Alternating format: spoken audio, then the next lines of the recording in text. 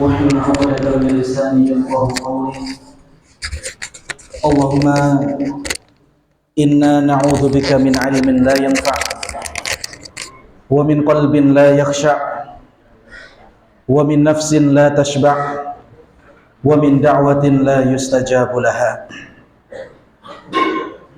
Para hadirin sekalian, bapak-bapak, ibu-ibu, para jamaah pengajian Masjid Nur Rahman yang insya Allah dirahmati Allah Subhanahu wa Ta'ala.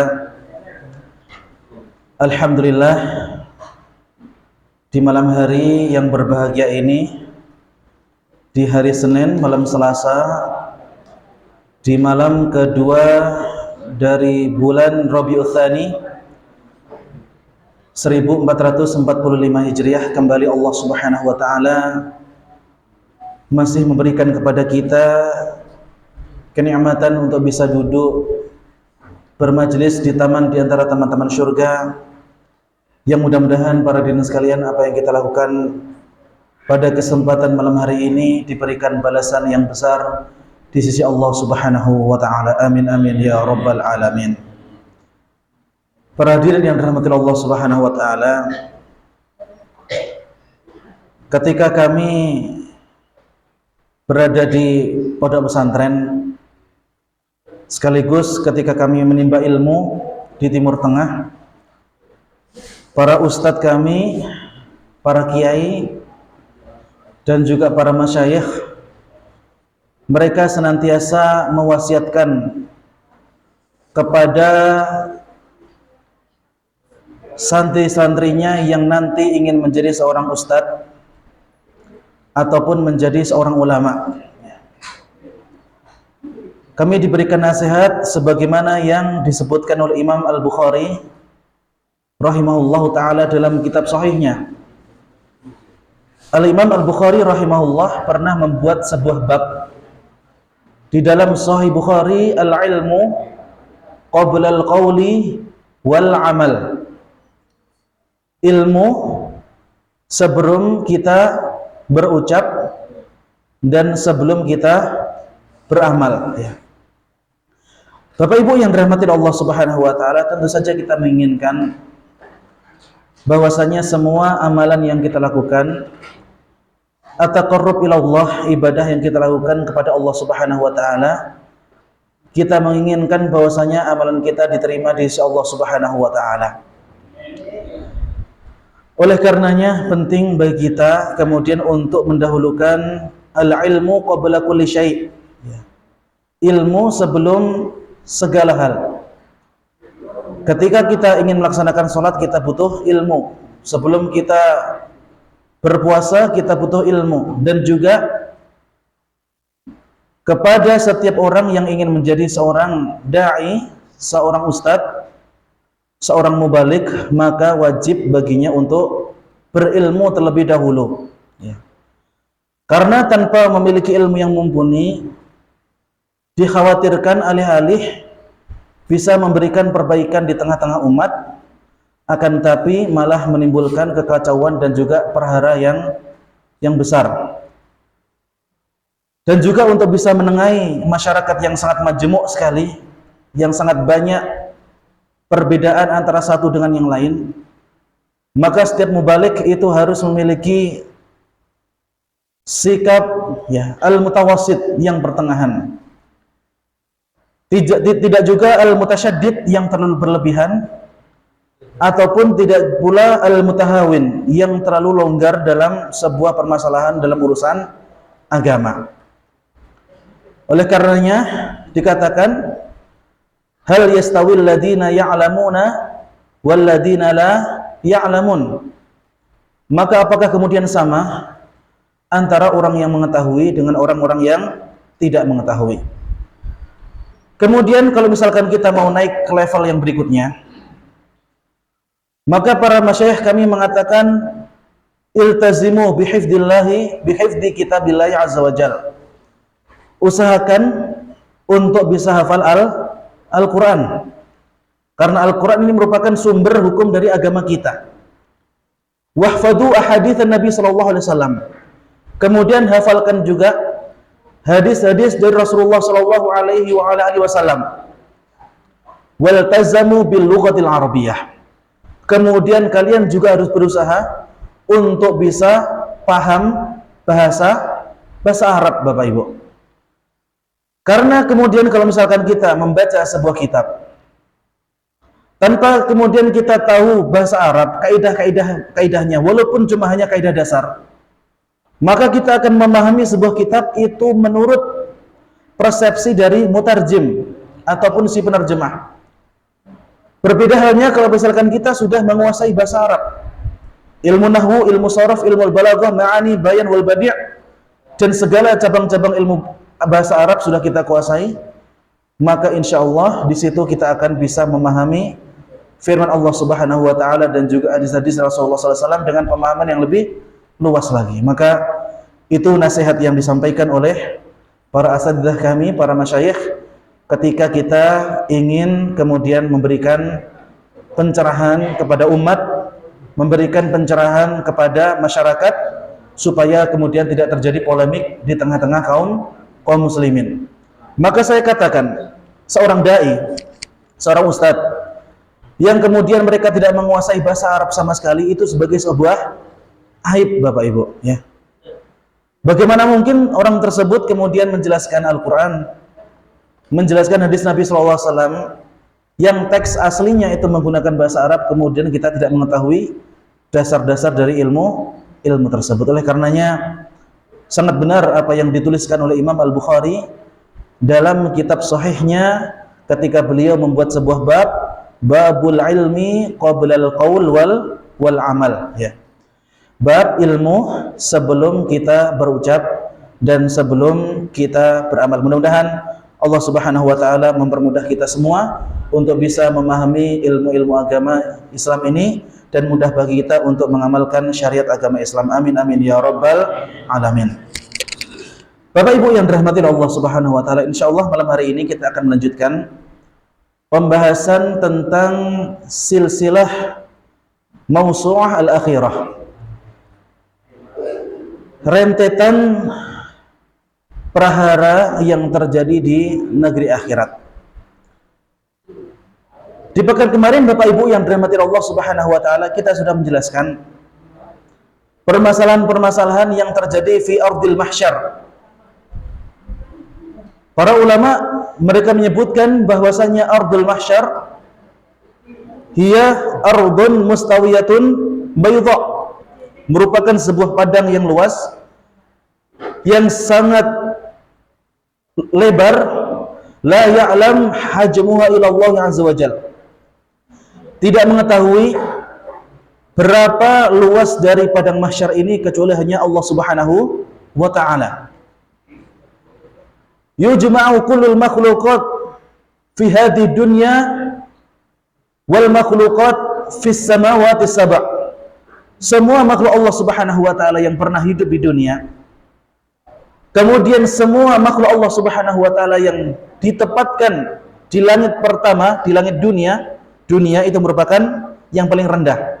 Jadi kalau misalkan disebutkan langit dunia, itu artinya langit yang pertama, ya.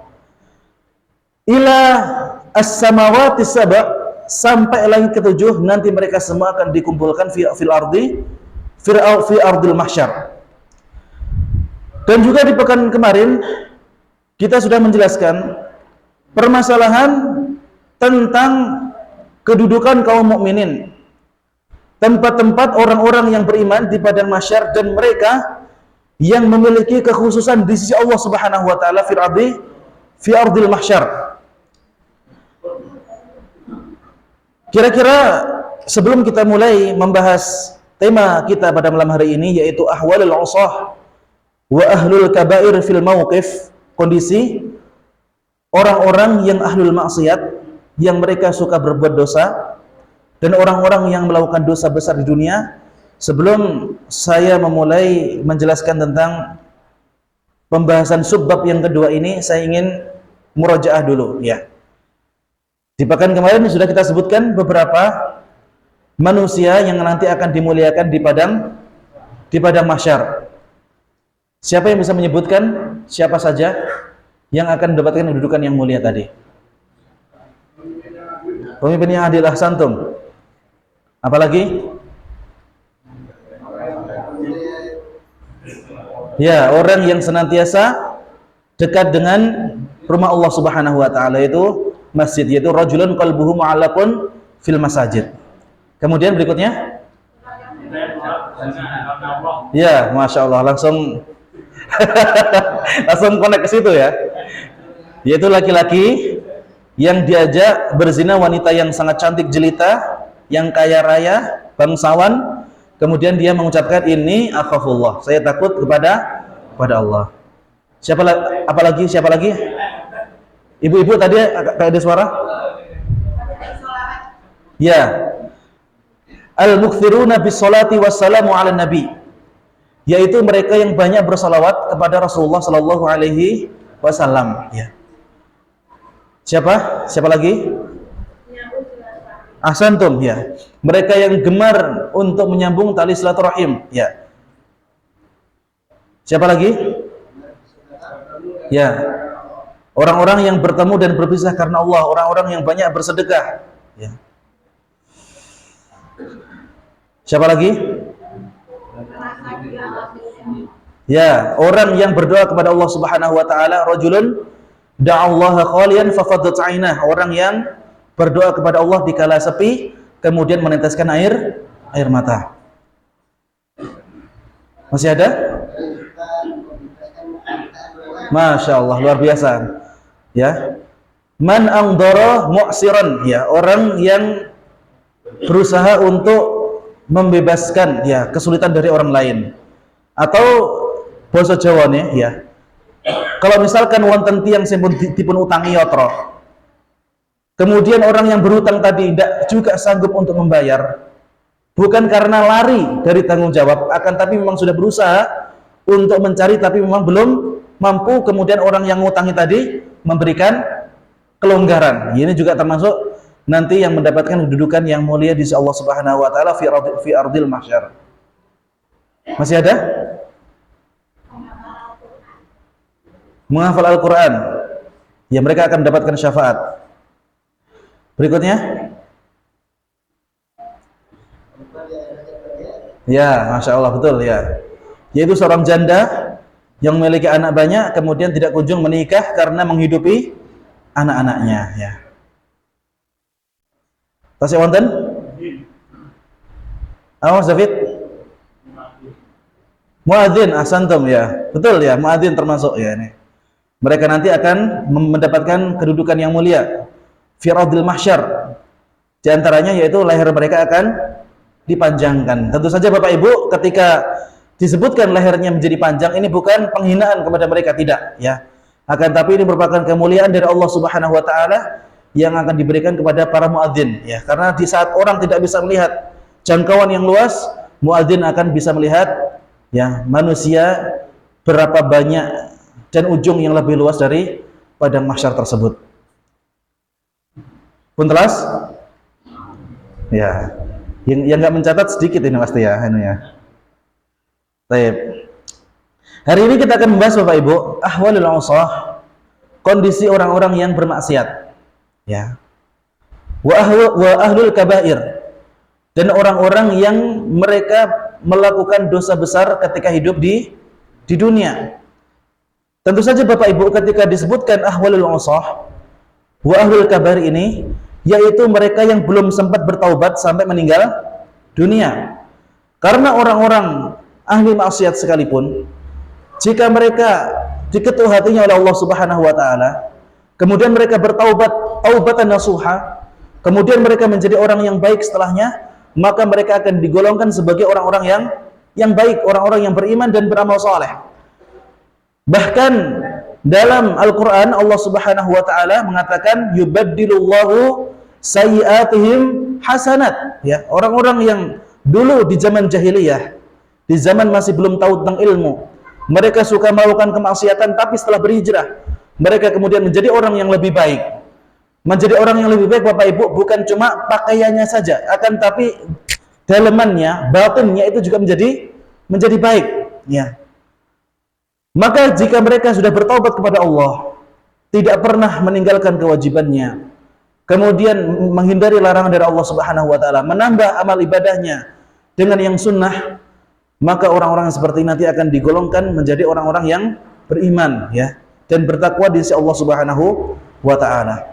Sedangkan orang-orang yang melakukan dosa-dosa besar, kemudian mereka belum sempat bertaubat kepada Allah Subhanahu wa taala sampai mereka meninggal dunia, maka itu yang akan menjadi pembahasan kita pada kesempatan malam hari ini. Haula'i laisa lahum dhillun yatadhallaluna wa yatafayya'una bihi yaumal qiyamah. Orang-orang yang memiliki dosa besar, Bapak Ibu, mereka nanti fi ardil mahsyar tidak akan bisa mendapati diri mereka mendapatkan naungan di sisi Allah Subhanahu wa taala.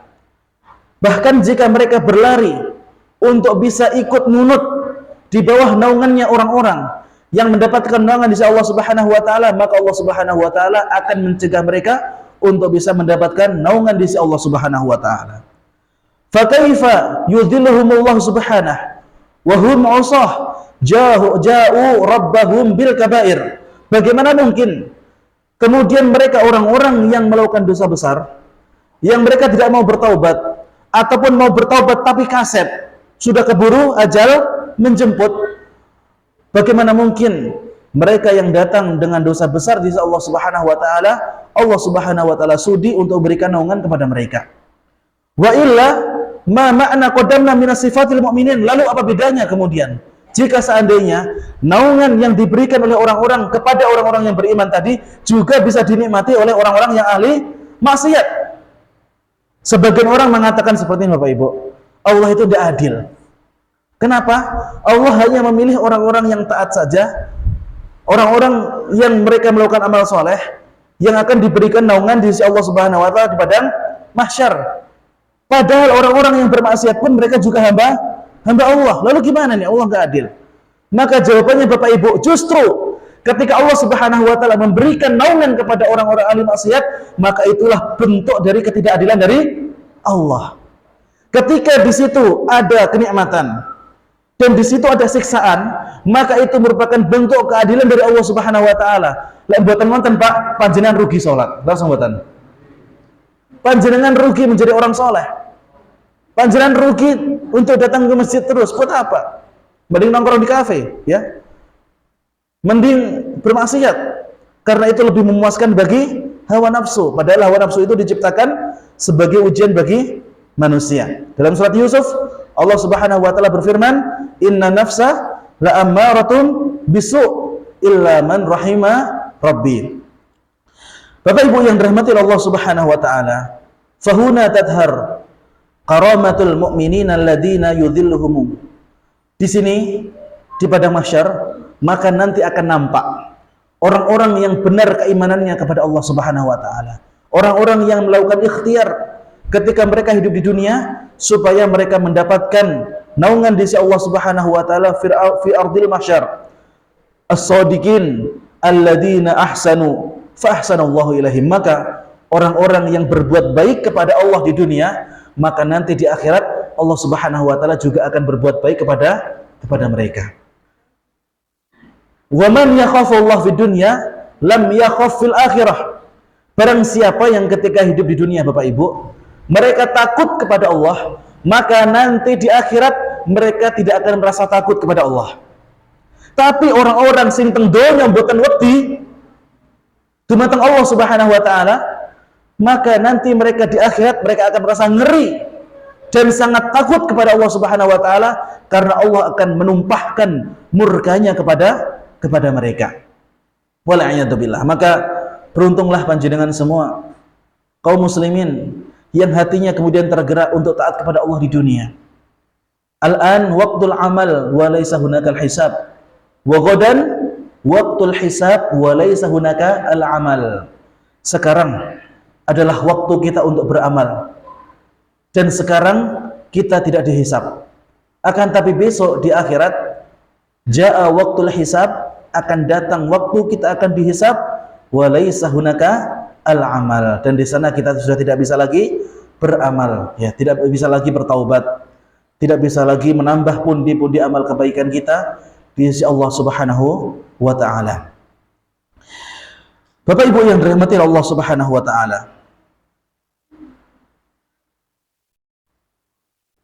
Bagaimana kemudian kondisi orang-orang yang bermaksiat kepada Allah Subhanahu wa taala dengan dosa-dosa yang besar? Ya baqa soal hadil usah min ahlil tauhid,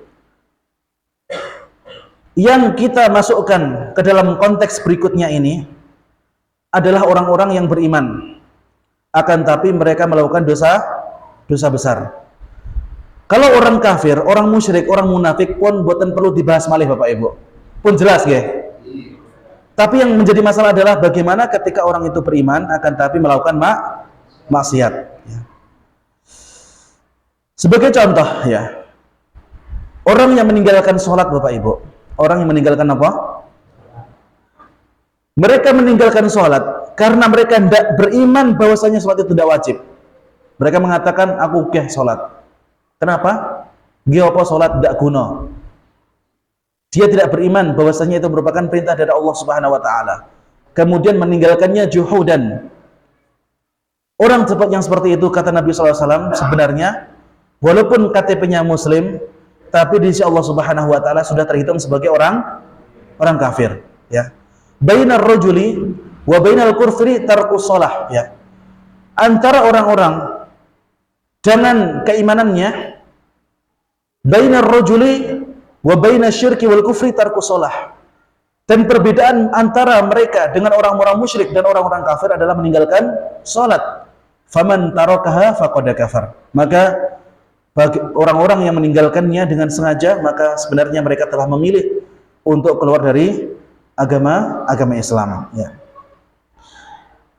Bapak Ibu yang dirahmati Allah Subhanahu wa taala, akan kita sebutkan di antara dosa besar yang menyebabkan nanti orang-orang akan dihukum di padang mahsyar yang Rasulullah SAW sebutkan dalam hadis-hadis beliau. Yang pertama yaitu al-mutakabbirun,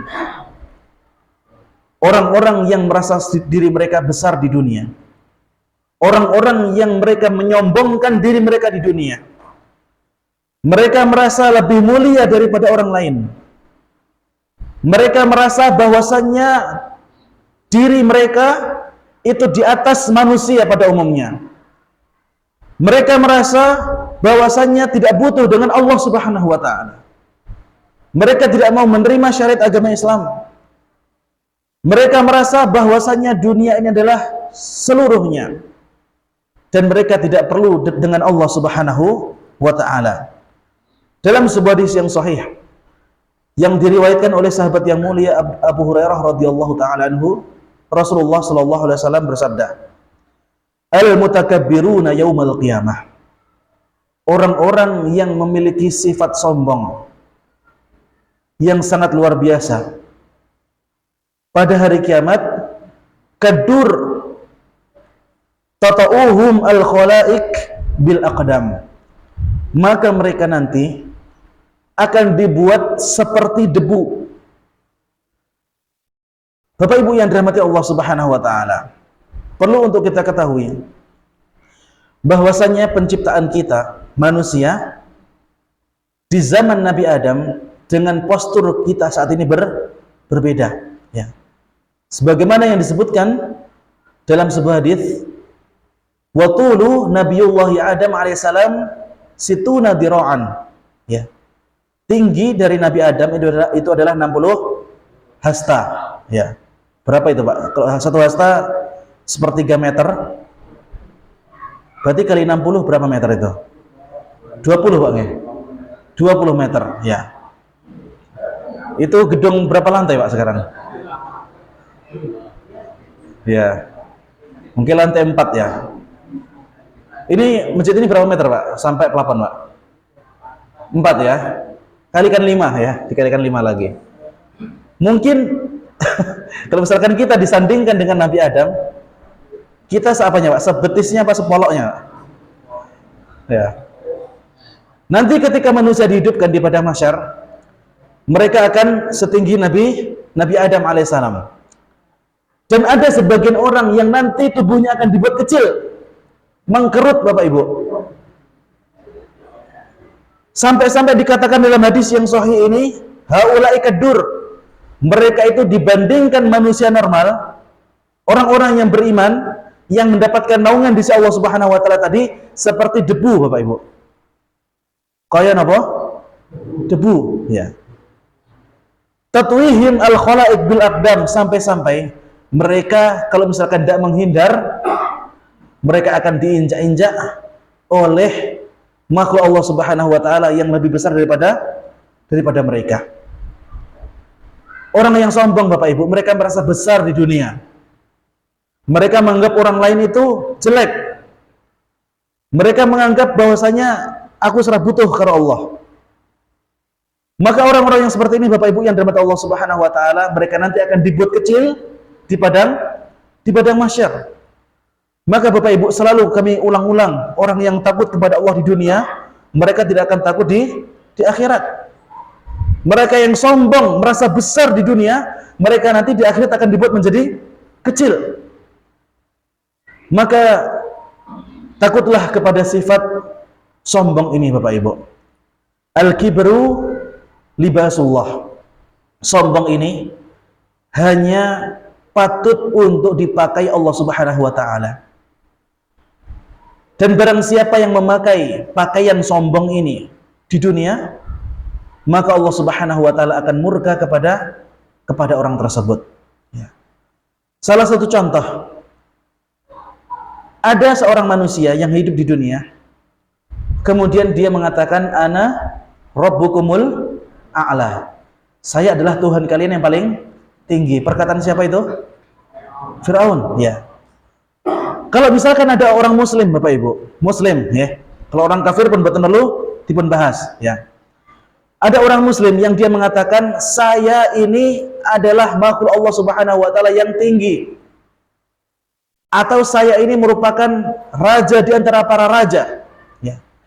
Saya ini lebih tinggi daripada manusia siapapun. Bahkan kalau saya mau, Tuhan pun akan saya gulingkan. Wah, ngoten, Pak. La ilaha illallah. Na'udzubillah, na'udzubillah. Perkataan yang seperti itu, Bapak Ibu, di antara perkataan dari orang-orang yang memiliki kesombongan di dalam hatinya. Bahkan dalam sebuah hadis, Nabi SAW pernah mengatakan, la yadkhulul jannah al-mutakabbir. Orang-orang yang sombong itu tidak akan bisa masuk ke dalam surga. Maka Bapak Ibu, kita sebagai manusia, kita harus yakin kita adalah hamba Allah. Seorang hamba, Bapak Ibu, bukan pantas kemudian untuk menyombongkan dirinya, ya. Kemudian yang kedua, akilur riba. Orang-orang yang ketika hidup di dunia, mereka menghalalkan riba. Mereka makan uang dari riba. Gampang ya, lek cara Jawa. Riba itu apa, Ustaz? Nganak nih duit. Ternak yotro, ya. Nyili wong liya 1 juta, engko lek suwaya balik nih, awakmu kudu balik nih 1 juta 200 misalnya gitu. Atau kalau misalkan dengan cara lain, misalnya kamu boleh mengembalikan uang ini ketika tepat waktu 1 juta, tapi lek kaset nambah. Yang seperti ini, Bapak Ibu yang dirahmati Allah Subhanahu wa taala, di antara bentuk hal-hal yang nanti akan dimurkai oleh Allah Subhanahu wa taala fi ardil mahsyar. Bahkan para ulama mengatakan, haula'i yuhsyaruna kal majanin bisababi aklihim riba. Mereka nanti ketika dikumpulkan di padang mahsyar, maka mereka akan dibuat gila, Bapak Ibu. Mereka nanti akan dibuat apa? Gila. Sebagaimana yang Allah Subhanahu wa taala firmankan dalam surat Al-Baqarah ayat 245, alladzina ya'kuluna riba la yaqumun illa kama yakumul ladzi yatakhabbatu syaitanu minal mas. Orang-orang yang mereka memakan harta riba di dunia, mereka nanti tidak akan bisa berdiri di negeri akhirat kecuali seperti berdirinya syaitan-syaitan yang sedang mabuk, ya. Gimana ini syaitan yang sedang mabuk, ya? Wallahu ta'ala alam, ya. Sudah setan mabuk lagi, ya. Ada nggak Bapak Ibu setaritan dari jenis manusia? Ada ya. Sebagaimana yang Allah Subhanahu wa taala sebutkan dalam surat An-Nas, bahwasanya di antara jenis setan itu bisa datang dari golongan jin dan juga manusia. Minal jinnati wan nas. Ya panjenengan semua sudah hafal itu. Wa hadhihi halatuhum fil mahsyar. Dan itulah kondisi orang-orang yang memakan harta riba di padang mahsyar. Bahkan Bapak Ibu, di dalam Al-Qur'an Allah Subhanahu wa taala belum pernah menyebutkan dalam firman Allah Subhanahu wa taala, dalam firman-Nya Allah Subhanahu wa taala benar-benar akan memerangi. Allah Subhanahu wa taala benar-benar akan memerangi kecuali bagi mereka yang menghalalkan riba, ya. Allah Subhanahu wa taala mengatakan, "Ya ayyuhalladzina amanu taqullaha wa dharu ma baqiya minar riba in kuntum mu'minin." Wahai orang-orang yang beriman, bertakwalah kepada Allah dan tinggalkanlah harta sisa-sisa dari riba. Fa illam taf'alu, apabila kalian tidak melakukannya, fa'dzanu biharbin minallahi wa rasulih. Maka sesungguhnya kalian pada saat itu sedang mengumumkan menantang peperangan melawan Allah Subhanahu wa taala, ya. Maka kira-kira Bapak Ibu, siapa orang-orang yang bisa menang ketika musuhnya Allah? Wonten apa mboten? Tidak ada, ya. Kemudian yang ketiga, alladzina yas'aluna an-nasa min ghairil hajah, yaitu orang-orang yang suka minta-minta kepada orang lain padahal orang tersebut boten butuh, ya. Kalau misalkan dalam kondisi tertentu Bapak Ibu, sebagai contoh ya, ngapunten, beberapa orang Bapak Ibu memang ada mereka yang memiliki fisik yang sangat lemah ataupun mereka cacat, berusaha untuk bekerja di mana saja ditolak.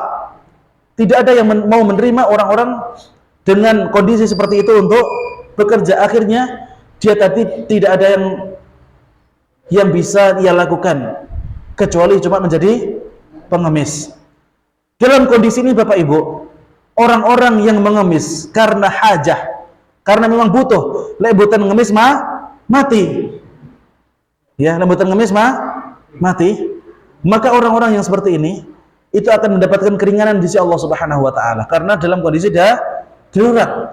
Tapi zaman sekarang Bapak Ibu, ada orang-orang yang menjadikan profesi mereka sebagai ngemis. Bahkan sempat viral ya, orang-orang dari salah satu kabupaten di Jawa Timur, mereka mengemis di Jakarta, baane omahe gawedi. Wonten Bapak Ibu nggih sangatan nggih?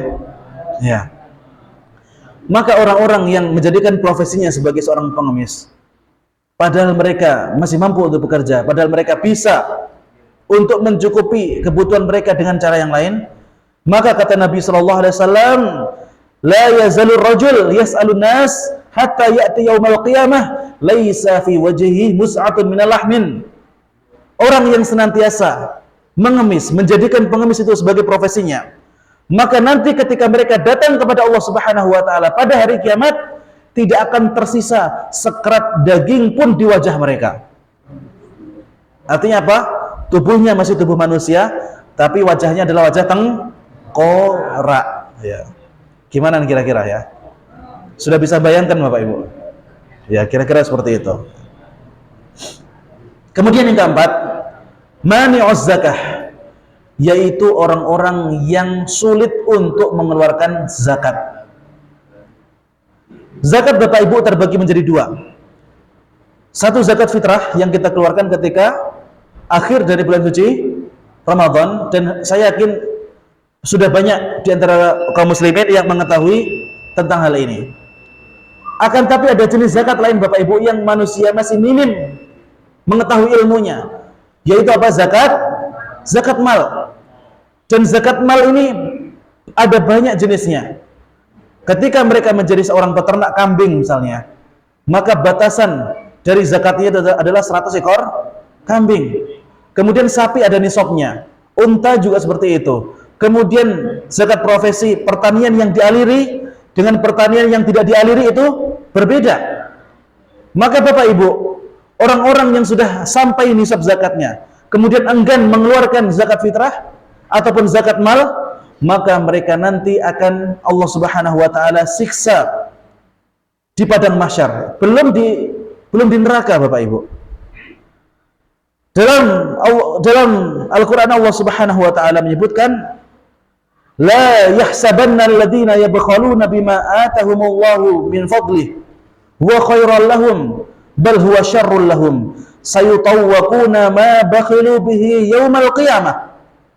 Bapak Ibu yang dirahmati Allah Subhanahu wa taala, orang-orang yang bakhil, yang tidak mau mengeluarkan zakat mereka, maka nanti mereka akan dibolak-balikkan di padang mahsyar. Bahkan Allah Subhanahu wa taala mengancam kepada mereka, fatukwa biha jibahuhum wa junubuhum wa duhuruhum, wajah mereka, dada dan perut mereka, kemudian punggung mereka nanti akan disetrika, Bapak Ibu, dengan setrika yang sangat panas. Fatukwa biha, mikwah ya, kalau kita belajar bahasa Arab itu artinya setrika. Mereka nanti akan disetrika wajahnya, jidatnya, dadanya dan perutnya dan juga punggung mereka sampai tulang belulangnya itu kelihatan. Ya, tulang belulangnya itu kelihatan. Dan ketika seperti itu akan Allah Subhanahu wa taala kembalikan lagi, kemudian disetrika lagi. Wal a'yadu billah. Ya. Kemudian yang kelima, alladzina yahmiluna awzara dhulmihim wa ghululihim. Kemudian Bapak Ibu, mereka yang licik dalam mensiasati zakat, sebagai contoh, ataupun mereka yang licik ketika pembagian ghanimah ketika perang. Ketika kita berperang, Bapak Ibu, ya, sekarang belum tidak ada perang, ya. Dulu di zaman Nabi Shallallahu Alaihi Wasallam, ya, ketika mereka berperang berjihad di jalan Allah Subhanahu Wa Taala, maka mereka diharamkan ataupun dilarang mengambil ghanimah sebelum dibagikan.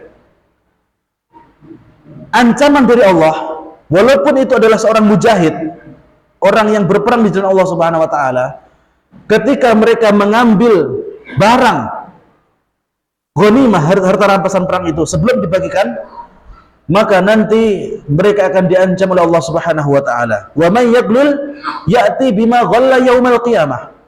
Orang-orang yang mencuri, yang mengambil harta rampasan perang sebelum dibagikan, nanti mereka akan didatangkan barang yang diambil itu berupa kobaran api pada hari kiamat. Dan itu akan menjadi siksaan bagi mereka. Wal'iyadu billah. Kemudian yang keenam, alladzina la ya'diluna baina zaujatihim. Ini khusus bagi mereka yang poligami. Mereka yang apa? Poligami, memiliki istri lebih dari satu, kemudian tidak mampu untuk berlaku adil, ya.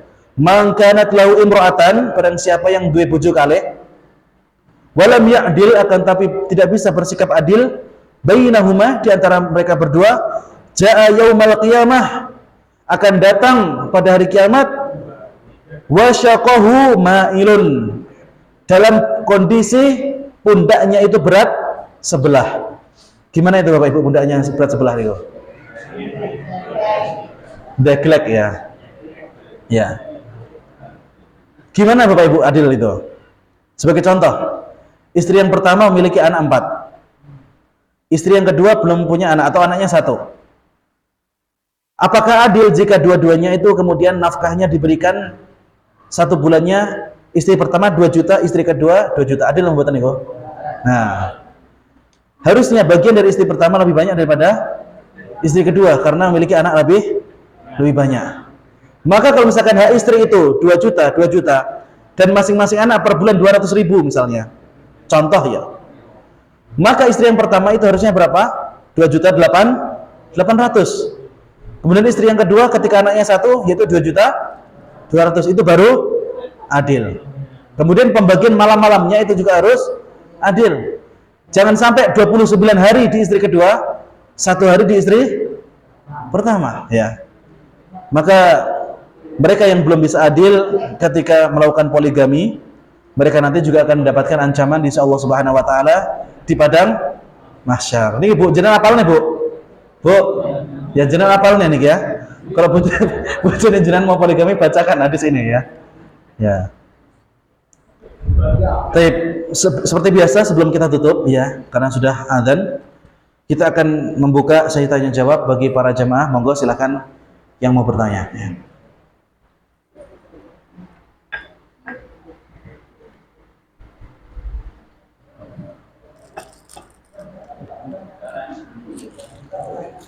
Ya, silakan.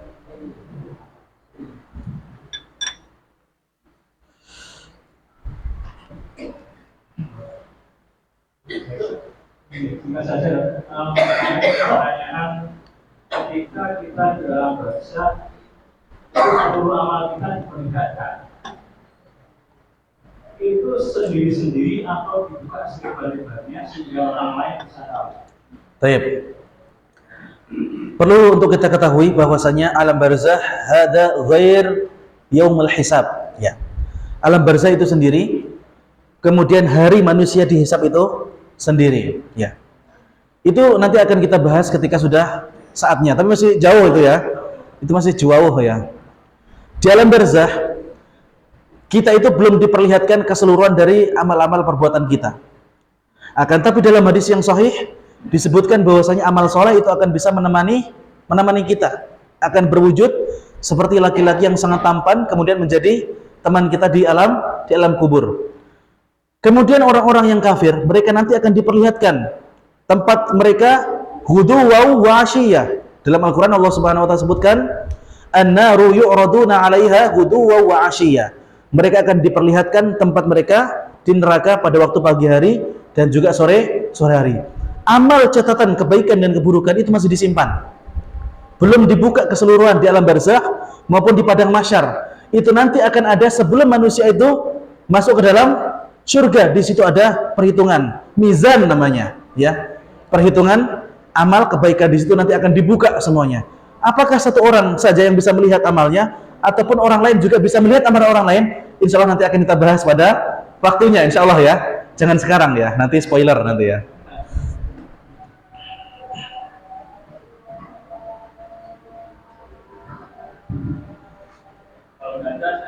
Ya, silakan. Terkait apa namanya tadi disebutkan ada yang curang perkara harta atau ghanimah. Itu apa juga termasuk untuk yang curang dalam bagi waris atau bagi waris tidak sesuai hukum Islam? Baik, bagus banget pertanyaannya, ya. Yang Allah Subhanahu wa taala sebutkan dalam Al-Qur'an itu sifat al-ghul atau al-ghulul, ya. Ghulul itu disebutkan ketika mereka mencuri, ya. Itu mereka mencuri ya Mas David, ya. Mereka mencuri harta ghanimah supaya harta ghanimah itu menjadi dae, ya. Ketika seseorang membagi waris, maka ini merupakan permasalahan yang lain.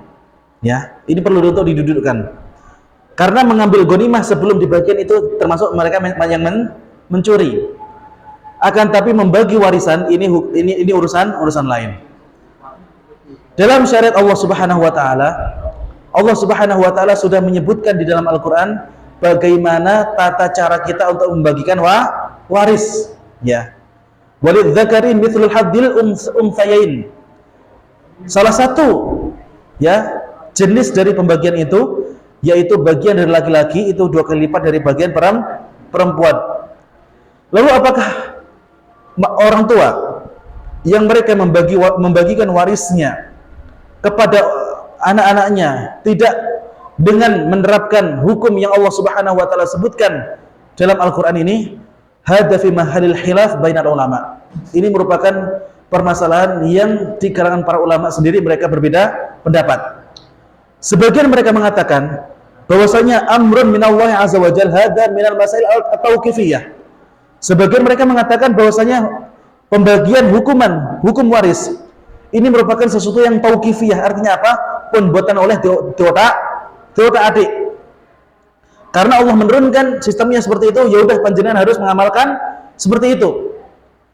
Sebagian ulama yang lain mereka mengatakan bahwasanya jika yang terjadi di masyarakat masih belum bisa dirubah, kemudian mereka juga masih belum bisa menerapkan sistem waris sesuai agama Islam itu dengan baik, maka kemudian ketika kita memaksakan keluarga kita untuk membagikan sistem waris ini sebagaimana yang Allah Subhanahu wa taala turunkan ini menjadi polemik, maka di sini kita harus memandang bahwasannya irtikabul ahwanud dararain. Ada sebuah kaidah Bapak Ibu, yaitu kita wajib untuk meminimalisir madarat. Ya. Membagi harta waris sesuai yang diinginkan oleh Allah Subhanahu wa taala, tentu saja ketika kita mengamalkan kita akan mendapatkan pahala. Akan tapi kalau misalkan keluarga kita masih belum paham terhadap agama Islam, biasanya kalau dipun paksa Pak, terjadi polemik mau mboten? Terjadi. Maka menyambung tali silaturahim itu juga merupakan perintah, dan mengambil sesuatu yang lebih kecil madaratnya ini harus diutamakan dalam agama Islam. Ya. Maka kalau misalkan masih belum bisa Mas David di situ, keluarganya diajak untuk belajar agama Islam. Ketika sudah sampai pembagian warisan, tapi kok masih ternyata masih belum paham, ya kita serahkan urusan ini kepada Allah Subhanahu wa ta'ala. Wa ufawwidu amri ilallah. Ya. Berikutnya masih ada? Ya silakan, monggo Pak. Kenapa orang yang meminta-minta menulis itu diajak oleh Allah Subhanahu wa ta'ala? Padahal dia meminta itu kan cuma keikhlasan orang yang Ahsantum, bagus banget ya. Kalau meminta kan tidak mungkin maksa Pak ya. Tidak mungkin orang yang minta itu awamul orang ini tak jawatasi misalnya gitu ya. Ahsantum, bagus banget pertanyaannya. Ustadz, orang yang berikan juga ikhlas Ustadz. Ya. Sementara orang yang minta-minta pun juga tidak maksa oleh orangnya yura popo. Ya. Bapak Ibu yang dirahmati Allah Subhanahu wa taala, Islam ini mengajarkan kepada setiap umatnya untuk memiliki izzah, untuk memiliki kemuliaan. Sementara orang-orang yang meminta-minta, dalam tanda kutip Bapak Ibu ya, orang yang meminta-minta padahal dia masih mampu untuk bekerja, dia itu sebenarnya sudah merendahkan diri mereka serendah-rendahnya. Kenapa? Karena orang yang meminta-minta mereka itu tidak memiliki kemuliaan, baik di mata Allah Subhanahu wa taala maupun di hadapan manusia. Kalau kita orang-orang Jawa, kita punya istilah wong-wong sing mboten duwe isin Bapak Ibu, itu kita istilahkan sebagai rai gedek. Ya. Ya, nggak tahu kenapa kok bisa gedek gitu ya. Padahal yang lebih buruk daripada gedek itu juga ada ya. Kenapa bukan rai plastik atau rai seng misalnya gitu ya. Bapak Ibu yang dirahmati Allah Subhanahu wa taala, ya. Agama Islam mengajarkan kita umat manusia itu menjadi umat yang mulia. Bahkan dikatakan dalam sebuah hadis, orang-orang yang mencari kayu bakar, Pak, di hutan, kemudian diikat, kemudian kayunya tadi dijual, itu lebih baik, itu lebih mulia daripada mereka yang minta-minta. Maka Bapak Ibu yang dirahmati Allah Subhanahu wa taala, agama Islam menganjurkan kepada kita untuk giat bekerja, ya. Ini juga yang menjadi salah pemahaman sebagian kaum muslimin. Wong lek taat beragama, kuwi ya mesti nglintoh. Enggak seperti itu Bapak Ibu. Agama Islam itu memerintahkan kepada kita untuk rajin bekerja, ya. Ketika kita beragama Islam, kemudian kita gadah yotro Pak, duit, itu sedekahnya juga bisa lebih besar daripada orang-orang yang tidak memiliki harta. Coba Bapak Ibu bayangkan masjid, Masya Allah, yang megah yang kita tempati saat ini, apa mungkin ini kemudian bisa terrealisasi butuh gadah yotro Bapak Ibu? Tidak bisa. Tumbas semen butuh duit, tumbas wesi butuh duit, nyewa arsitek untuk desain butuh duit, semua butuh uang. Memang uang bukan segala-galanya, akan tapi uang kita tidak menafikan di kehidupan beragama ini kita butuh. Maka dulu ketika Rasulullah mau perang, itu sebagian sahabat ditanya, siapa di antara kalian yang siap menyumbangkan hartanya untuk membeli 100 ekor kuda? Maka kemudian Utsman bin Affan angkat tangan, saya wahai Rasulullah. Kemudian siapa di antara kalian yang siap untuk membeli 100 perlengkapan perang, baju besi, kemudian perisai dan pedang serta panah? Utsman angkat tangan, saya wahai Rasulullah. Kemudian siapa di antara kalian yang siap untuk mempersiapkan bekal 100 pasukan, Selagi-lagi siapa yang angkat tangan? Utsman bin Affan. Bayangkan Bapak Ibu, kalau misalkan orang-orang muslim, sahabat, itu mereka miskin semua, siapa yang mengakomodasi perbekalan untuk perang ini? Karena perang itu dananya besar Bapak Ibu, ya. Satu rubel saja yang dilontarkan, ya, negara Zionis la'natullahi alaih, ya, itu membutuhkan uang 1,7 miliar Pak, ya, untuk bisa menghalau rubel dari pasukan Hamas, ya. Padahal rubel dari Hamas itu harganya 5-7 juta, ya. Saking ketakutannya mereka terhadap kaum muslimin, ya, mereka rela untuk mengeluarkan harta yang besar untuk bisa melindungi diri mereka. Maka Bapak Ibu yang dirahmati Allah Subhanahu wa taala, saya sarankan kepada panjenengan, lek iso dadi wong sugih, Pak. Dadi wong sugih tapi dermawan. Ketika panjenengan menjadi orang yang kaya, tapi hartanya panjenengan iku lomo, los untuk perjuangan agama Islam, maka insya Allah panjenengan nanti akan memiliki kedudukan yang tinggi di sisi Allah Subhanahu wa taala. Maka riyen Pak, orang-orang miskin itu pernah pradul ketika mereka melakukan amal ibadah, tapi orang-orang kaya juga bisa, ya. Dzaba ahlud dusuri bil ujur. Wahai Rasulullah, tiang-tiang sugih ini pun mangkat pahalanya ke atas. Yusalluna kama nusalli wa yasumuna kama nasum. Orang-orang yang sugih wahai Rasulullah, ketika kami sholat mereka juga sholat. Ketika kami berpuasa mereka juga berpuasa. Tapi ada satu wahai Rasulullah, amal ibadah yang mereka bisa lakukan kami tidak bisa. Kenapa nih Bapak Ibu? Sedekah besar-besaran Bapak Ibu, jor-joran dalam mengeluarkan hartanya. Maka saya katakan kepada jemaah Masjid Nur Rahman, lek panjenengan saged dados wong sugih, dadi yo Pak. Saestu. Karena apa? Sebagai contoh, sebagai seorang dai, ketika misalnya saya memiliki program safari dakwah ke tempat-tempat terpencil, misalnya di daerah Munjungan, Panggul, yang panjenengan semua tahu di situ masih banyak kesyirikan. Apa mungkin dakwah itu bisa berjalan lewat nonton dukungan dana? Sulit, ya. Saya memiliki ilmu Bapak Ibu, tapi ora tak sugih-sugih banget, ya. Panjenengan, misalnya, Ustadz saya dalam masalah ilmu kurang Ustadz, tapi duitku ning rekening miliaran Ustadz. Nah, Ustadz butuh dana berapa? Saya akan suplai, saya akan dukung, silahkan Ustadz berdakwah ke pelosok-pelosok misalnya. Nah, seperti itu Bapak Ibu, baru bisa. Maka Masya Allah ini ya, beberapa saudara kita yang khuruj ya, mereka tanpa backingan biaya, mereka tetap Masya Allah luar biasa. Jadi memang semangat dakwah dari saudara-saudara kita di Jamaah Tabligh ini memang sangat luar biasa. Mudah-mudahan panjenengan semua diberikan pahala yang besar Pak ya di sisi Allah Subhanahu wa taala. Amin amin ya rabbal alamin. Ya, mungkin itu ya yang dapat kami sampaikan pada kesempatan malam hari ini. Mudah-mudahan bermanfaat bagi kita semua. Akhiru da'wan alhamdulillahil alamin. Subhanakallahumma rabbana wa bihamdika asyhadu an la ilaha illa anta astaghfiruka wa atubu ilaik. Wassalamualaikum warahmatullahi wabarakatuh.